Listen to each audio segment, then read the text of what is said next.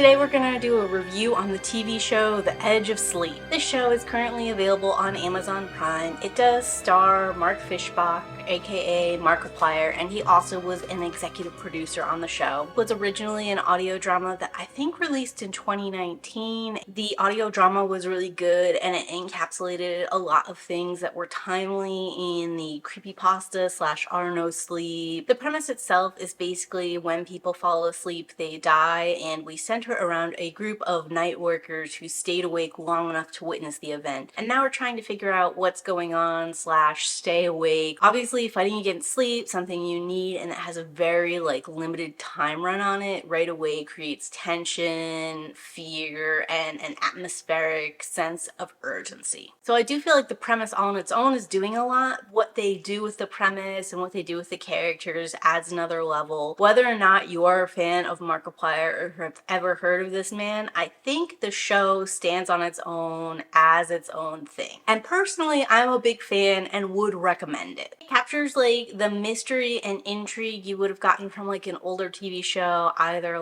Lost style. Instead of being stranded on the island like they are in Lost, these people are sort of stranded as the sole survivors of a terrible event. It also has a little bit of those heroes vibe where these people, for whatever reason, manage to survive when so much of humanity has perished. And there's a little bit of this, why me? What do I do with this gift? What comes next now that this has happened? The show also does a good job incorporating some elements of analog horror, as there's this late night radio show host who's kind of reoccurring in the beginning third of the show. There's this Modafinil commercial that keeps replaying. There's interweaving different people's stories from different points in time. All that kind of found footage, epistolary collection of elements that help tell a story. And because we are telling a story a little bit out of time, we are telling a story in and out of a dream, and we are sort of telling a story that seems to be part corporate, part supernatural. There's these excellent stylized elements. The effects are generally practical. There's some fun stop motion animation. There's just a lot of passion and style and creativity and uniqueness in how they're portraying the story. If you were looking for something that was a little bit eerie with an easy to grasp premise and a little bit of deeper lore that you could sort of find and chew on for later, this is your horror TV show. It is a lower budget production and it forced the team to be very strategic about what they did or didn't show and how they portrayed certain kinds of events. It significantly narrowed down the scope versus the audio drama in a couple of key ways I'll talk about in a minute. It's possible, if you haven't listened to the audio drama, there are a couple of connecting elements that are going to feel a little bit stretchy or hard to grasp. I am personally not the right reviewer for that because I have listened to the audio drama. So the lower budget made for very tight pacing, which is a pro and a con, because I think they could have lingered a little bit more in some elements. They could have given us a little bit more background, told us a little more, but at the same time it kept everything tight and flowing. And occasionally in the audio drama I did think they lingered too long or explored something I'd have preferred they didn't. Pros and cons to both, but there are definitely moments that I felt were a little bit abrupt in the TV show, which is 6 20-minute episodes versus the longer audio drama. That's my spoiler-free thoughts. From here on out, we're gonna do a deep dive analysis and comparison between the audio drama and the TV show, and it's happening in 3, 2, 1, starting with those characters. We follow main character Dave, who's played by Markiplier, both in the audio drama and here in the TV show. And comparing the TV show version to the audio drama version, my first question is which version of Dave do I think is more dangerous? Because there is definitely this dark undercurrent to what generally seems to be a normal, naive, perhaps slightly unwell kind of guy. And I'm kind of torn. In the audio drama side of things, we come to find out that Dave, in his sleep, broke his girlfriend Katie's arm, but she ended up fleeing their place and generally breaking it off with him. In the TV show, Dave, as a child, murdered a doctor in his sleep, stabbed him in the neck with either a crystal or a needle. I've watched the scene a couple of times and I keep going back and forth with what the sharp pointy object is. I suppose it could even be a pen. And on one side, I feel the obvious murder of a doctor should make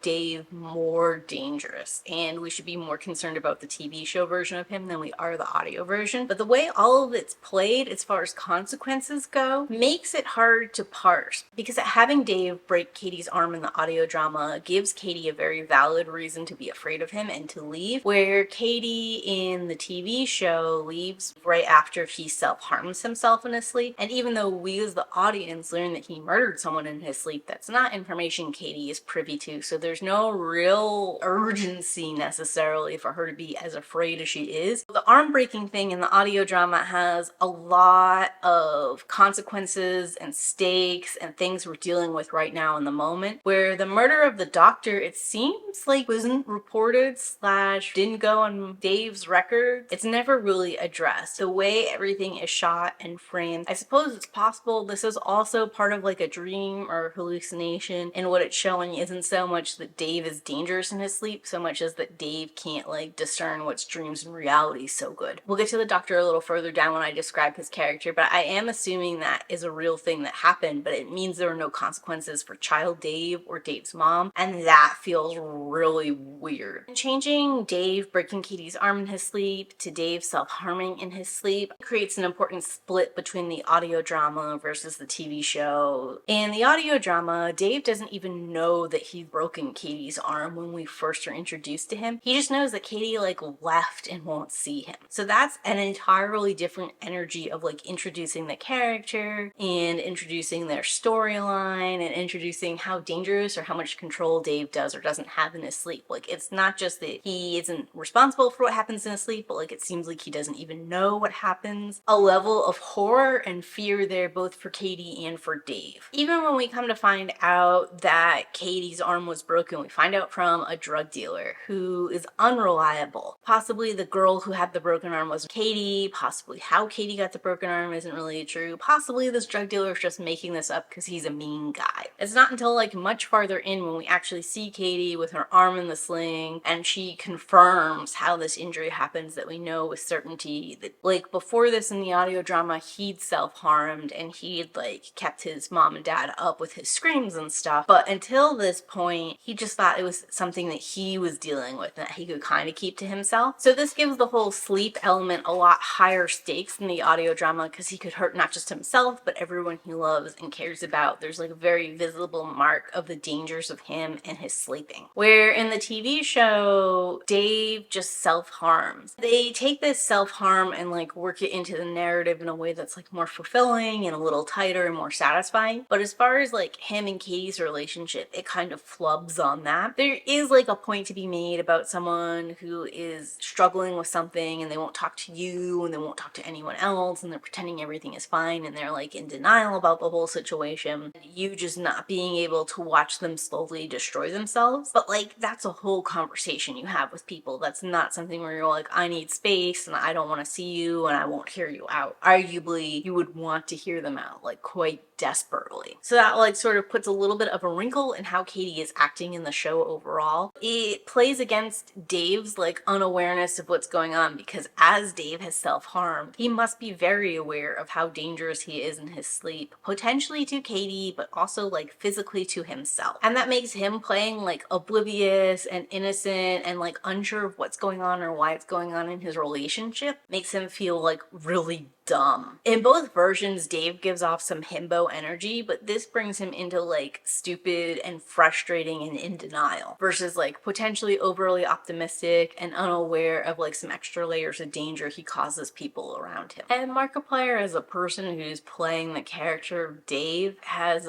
given these 1,000-yard stares when he's talking about Katie or sometimes even when he's talking directly to Katie. And I think the stare does a great job showing like his total obsession, his love, his adoration of her, but at the same time it's giving head empty. It's an obsession where he doesn't understand or seem to process what she's saying to him. I think that TV show version of Dave loves Katie more than the audio drama, or perhaps he's just given more time to talk about how much he loves Katie or like defend Katie's honor or all kinds of like white knighting that do border on like playing the good guy versus being the good guy, and I think imply some potential danger from someone who's just so obsessed with you in general. And TV show Dave feels a lot more passive than audio drama Dave. More emphasis is placed on him being the moderator in the TV show, trying to deal with other people's clashes, big feelings, and emotions, and like smooth over any wrinkles that happen while they are forced to remain awake. And this is the role he plays in the original audio drama, but because there's more time and space, there are other elements of his personality, times he disagrees with other people, times he takes charge, all these other key pieces that make him a more rounded person, where here he's just like the guy who handles conflict. And to be fair, everyone in the TV show got one personality trait from their original version, and they really leaned into that and nothing else. It just so happens that each element that they leaned into makes them clash more. And that's kind of hard because Dave is supposed to be like the chosen one, main character of the whole overarching premise. And a lot of times it feels like we're watching a side character try to play the main character. If it wasn't for like his chosen one dream fighter status, I'd wonder why we were following him and not like Linda. Which moves us into Matteo. I love how much it seems like Matteo cares about that car in the TV show. Like, I know people who've got older cars because they were cheaper to get, fix them up, take really good care of them, drive them around even though they break down all the time and are impractical, and are just so proud to have them and keep them up. Immediately that endeared me to his character and made him feel more like a real person to me. And sidebar, I think it makes perfect sense for the two of them to hit up a party at 3 in the morning and to expect it to be like just jumping off. As someone who has worked night shifts and has gone to parties at the end of their shift, all the other night shift people get off at that time and we're all at the party together and it's hopping. And I do like that Matteo gets a moment to kind of be the everyman, where he breaks when he finds out that he can never ever fall asleep. And since he's going to eventually pass out from exhaustion, he's pretty much been given a death sentence the moment they realize that dreaming is what causes death. It's interesting that he gets to sort of become the embodiment of the everyman sort of voice, because in the audio drama he more or less says the same thing about how we're as good as dead, but then he goes into this maudlin drinking addiction kind of thing, and like almost a suicidal giving up on everything moment for him that Dave kind of has to like pull him out of. But here he balances it perfectly, like that sense of hopelessness, that sense of might as well just give up and enjoy what we have left, or stop this fighting that's slowly driving me crazy and submit, with the let's find a solution, let's push forward, let's keep going. Which makes sense because in the audio drama, Dave being the one who pulls Matteo back from that brink and like sort of comes up with a way for all of them to keep pushing forward would not fit at all with the character that Dave is playing in the TV show. So talking about the TV show Matteo versus the audio drama Matteo, I'm super happy he survives the plane crash. I know it's not realistic. Anyone surviving the water landing is not realistic, so I don't know what it hurts to have the pilot survive. I really was bothered by how he was kind of written off in the drama, like he had served his purpose by flying the plane to get him there. Thanks for being there, Matteo, and now RIP in the ocean. I don't know, I think he brings something to the TV show, his presence, his acting, all of that. I'm excited to see where they go with that if they get a season 2. And I like that Matteo just sticks around with Dave the whole time instead of them having to call him in later like they do in the audio drama. It gives him a chance to like really bond with Dave, and for the two of them to each establish their characters, how they work together and play off one another. And I do kind of wonder if Matteo and Linda might end up forming a relationship, where in the audio drama it seems like Dave and Linda are the ones that are eventually going to be endgame relationship, because there's no chemistry between Dave and Linda in the show, which makes sense because Katie is significantly more prevalent in it. But in between like this fighting and hatred that Matteo and Linda have, they do have moments on screen where it feels like the two are connecting like in a relationship level, not just a friendship level or a mutual understanding. And I think generally the show does a good job making Matteo a better version of himself than we saw in the audio drama. He really is playing the stereotype of the best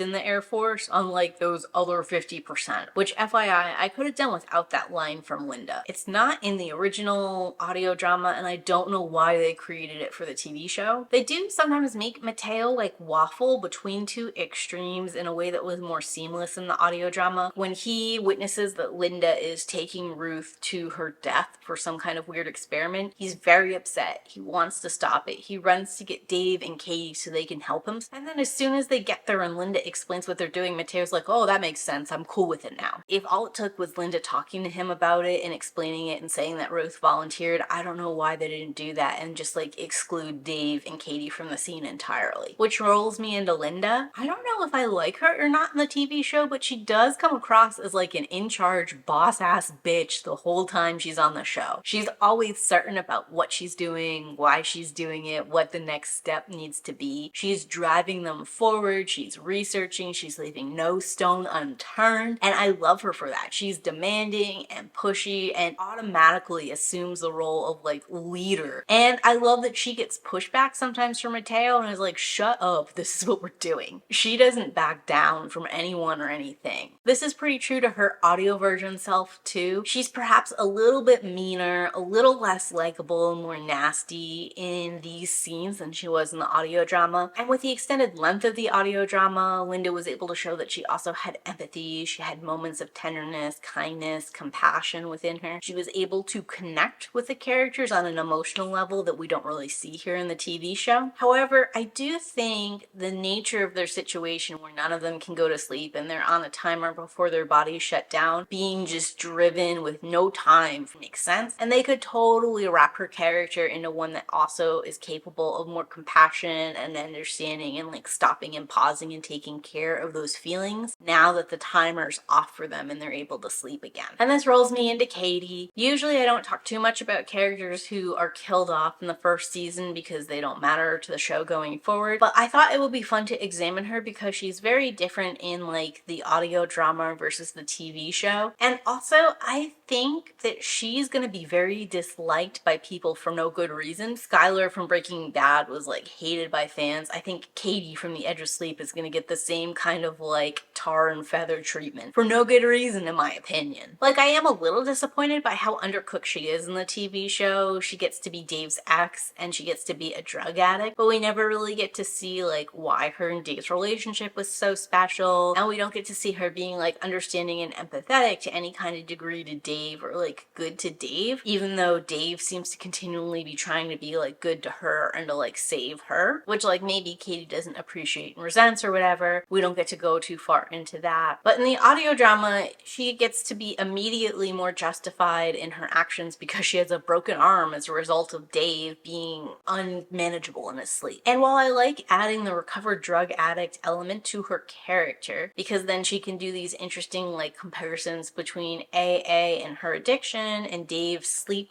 problem, about how it's beyond their control, about how they need to reach out and get help, about how they're hurting themselves and those around them, and how suffering in silence really isn't a solution. Like all those things are good and valid and interesting, but they just don't seem to develop Katie as a drug addict very well. When we first see her, she's taken sleeping pills, but then like 15 minutes later, they're giving her the modafinil to like keep her awake, and she's like, I can't take unprescribed drugs. So does that mean her sleep pills were prescribed to her? And also, we're in an end of the world situation where if you fall asleep, you die. Maybe your drug addiction recovery is gonna have to take a back seat to this. It feels really weird for this to be the moment that you have issue. I kind of feel like her protesting the drugs was their way of bringing up that she's an AA and has to be careful about what she does or doesn't take. However, they've mentioned that she is a recovered addict several times now. So it just makes her come off as like out of touch with what's going on. So then if we compare the audio drama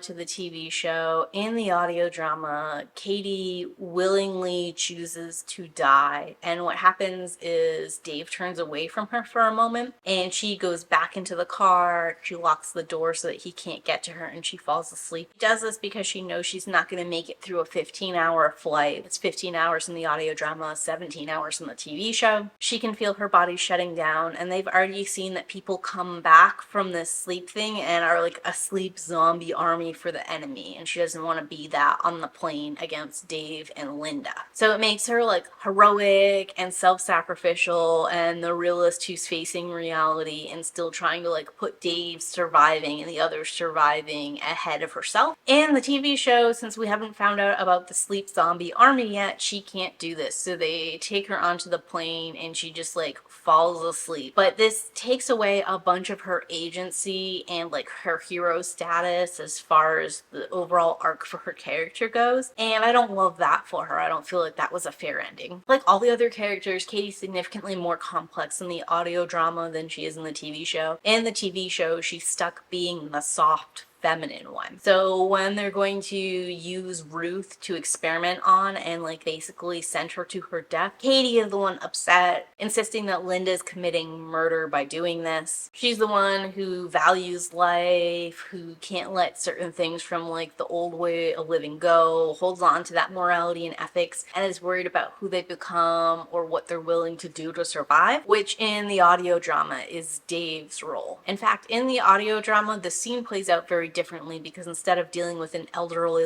woman with terminal cancer, they are dealing with a serial killer, which we're going to talk about in just a minute. However, the important part here is that everybody is for letting the serial killer die and using that research to save themselves, including Katie. In fact, Katie has a very specific line where she says, "I feel like in the before times this is something I would have objected to. Past me can't even envision a world where I would be okay with this, but now that I'm here and facing it, it turns out I am 100% fine with what we're about to do." And then she kind of apologizes to Dave because Dave is upset and doesn't want this to happen. Additionally, Katie is linked to the serial killer as a almost victim of him, right? So like this is sort of her getting revenge for him trying to kill her, where Katie is linked to Ruth, the terminal illness patient, as her being like the aunt of a good friend and her having like sat with her and talked to her for the last couple of hours while she's suffering. So that creates like an emotional connection. It's not just an ethical soft girl thing. But because the show is rolling so fast and it's so tightly wound, it's not expressing these in like a good way. Which brings me into Ruth versus the serial killer. In the original material, there's this whole serial killer subplot where he's like rolled into town and got a girl in his van, and eventually he captures Katie, and then he comes to the hospital and takes Dave hostage, and they eventually subdue him and then utilize him for the MRI experiment. In the TV show, obviously we didn't want all this extra bulk of something that goes nowhere, and that like honestly is a pulpy idea that I think was at its peak in 2019, and since then most of us are over it. So instead we get Ruth, the dying patient who's in so much pain she cannot fall asleep. If you couldn't tell, I was not a huge fan of the serial killer subplot in the original audio drama. I think it gives us an excuse to be really vulnerable with Dave, and for him to tell someone information who's going to get killed off so that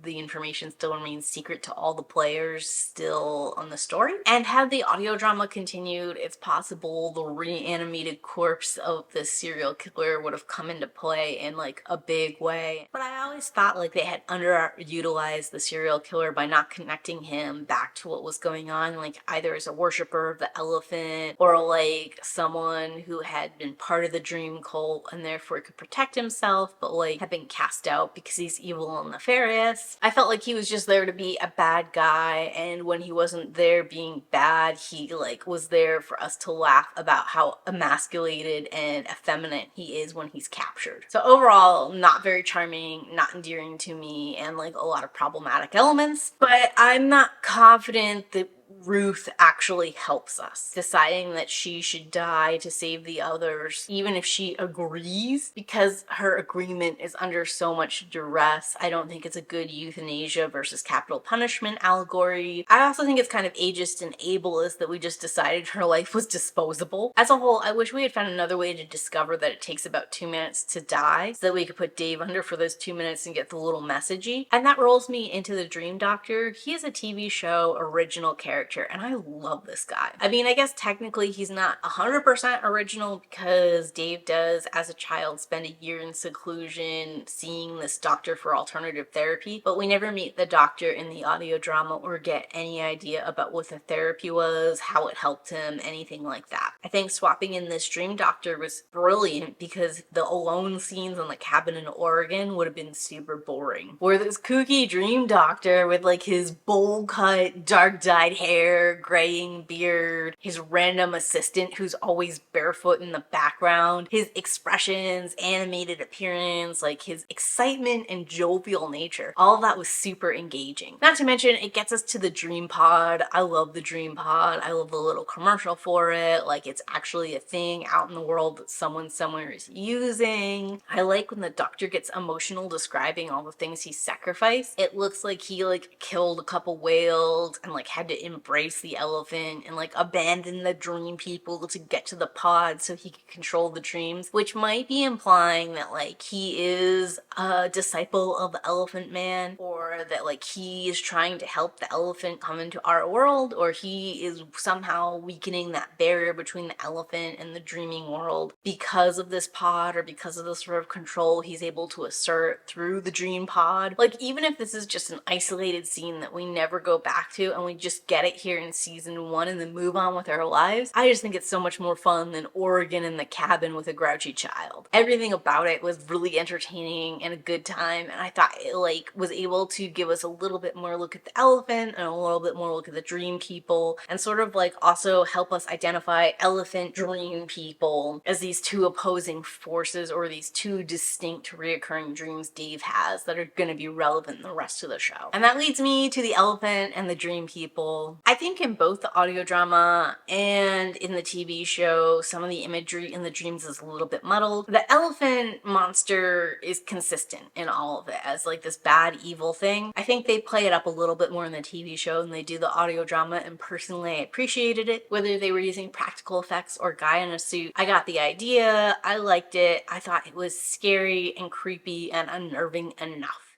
The whale element, I'm a little bit less keen on. I think in the audio drama, the whales were both some kind of mystical force and also a form the dream people took. In the TV show, I think the dream people are just the dream people standing, and the whale is just a supernatural force, and they're like more separate. I don't know if that helps in discerning the two or not. I did miss a little bit of the background with like actually seeing the dream people interacting in the real world and also in their dreams and having like more control and mastery. But at the same time, there's also like this tribal element, exactly who the dream people are in the real world in the audio drama, that I think might not have been handled delicately, or perhaps it was. I didn't like look up information, but the second they mentioned who these dream people were and them like living in the forest and being like an indigenous tribe in this area, I was like, oh no. And it's not entirely clear if they've managed to circumnavigate that in the TV show, but it helps that it's like an island and that these people are living in just an undiscovered island, just depending on where they go from that, because it could just be like an imaginary fictional group of people.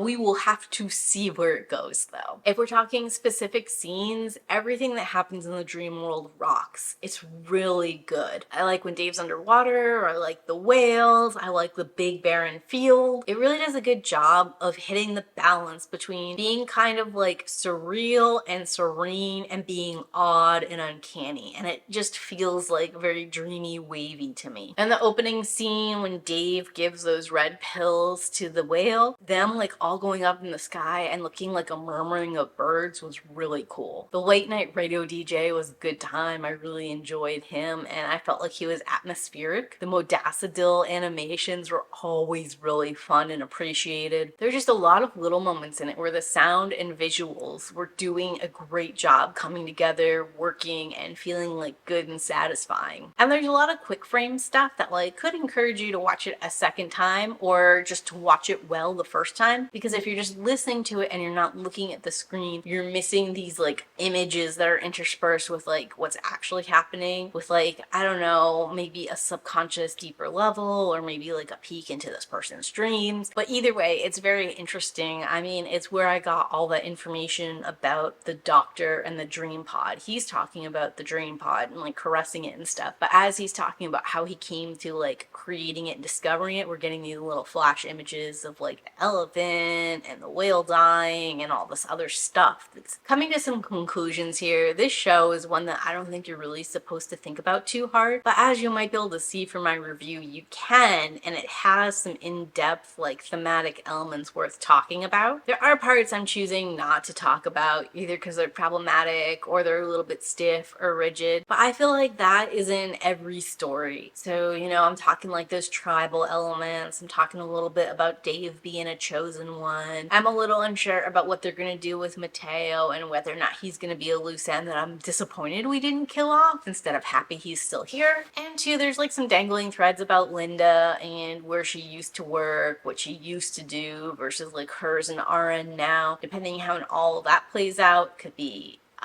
not cool, but we just will have to see in later seasons. There really is a fun story here. I had a good time and I really hope they get to a season 2. But talk to me, would you give a thumbs up or a thumbs down to this adaptation? And if you got this far into the video and have nothing else to say, leave me a sleeping emoji. And as always, keep reading.